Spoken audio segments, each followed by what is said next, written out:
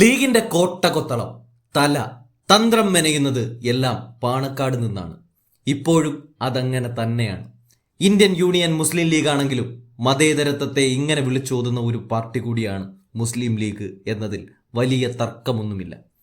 ഇവിടെ സാദിഖ് അലി ശിഹാബ് തങ്ങൾ അടുത്ത തെരഞ്ഞെടുപ്പിന് കാഹളം മുഴങ്ങുന്നതിന് മുൻപേ തന്നെ തന്ത്രങ്ങൾ മെനഞ്ഞു തുടങ്ങി. അതിനായി ആദ്യത്തെ പരിപാടി സഭയ്ക്കുള്ളിൽ പിണറായി സർക്കാരിനെ പൊളിച്ചെടുക്കലാണ്. ആ പണി കൃത്യമായി ചെയ്തുകൊണ്ടിരിക്കുകയാണിപ്പോൾ കുഞ്ഞാലിക്കുട്ടി. മുഖ്യന്റെ മരുമകനായ മന്ത്രിക്കുപ്പായമിട്ടിരിക്കുന്ന റിയാസിനെ എട്ടുകാലി മമ്മൂഞ്ഞാക്കിക്കൊണ്ടുള്ള കുഞ്ഞാലിക്കുട്ടിയുടെ ഒരു ഒന്നൊന്നര പ്രകടനം ഉണ്ടായിരുന്നു ഇന്ന് സഭയിൽ. ആ ദൃശ്യങ്ങളിലേക്ക് നമുക്ക് പോകാം. നിങ്ങൾക്ക് എതിരായി വോട്ട് ചെയ്തുകൊണ്ടല്ലേ കഴിഞ്ഞ പാർലമെന്റ് തെരഞ്ഞെടുപ്പിലെ ആ റിസൾട്ട് ഉണ്ടായത്. ഇനി വരാൻ പോകുന്ന അസംബ്ലി തെരഞ്ഞെടുപ്പിൽ ഞങ്ങൾ തിരിച്ചു വരും എന്ന് പറഞ്ഞതിന്റെ അടിസ്ഥാനം എന്താണ്? സാർ അപ്പോഴാണ് അനലൈസ് ചെയ്യുമ്പോൾ ഒരു സാധ്യത കാണാവുന്നത്, തിരിച്ചു വരാനുള്ള അവരൊരു ഹോപ്പ്.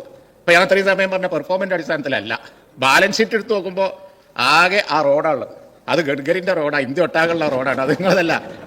അതിൽ നിങ്ങൾ എട്ടുകാലി മമ്മൂഞ്ഞി ഇത് നമ്മളതാണെന്ന് പറഞ്ഞുകൊണ്ട് ഇറക്കാന്നല്ലാതെ യാതൊരു കാര്യമില്ല.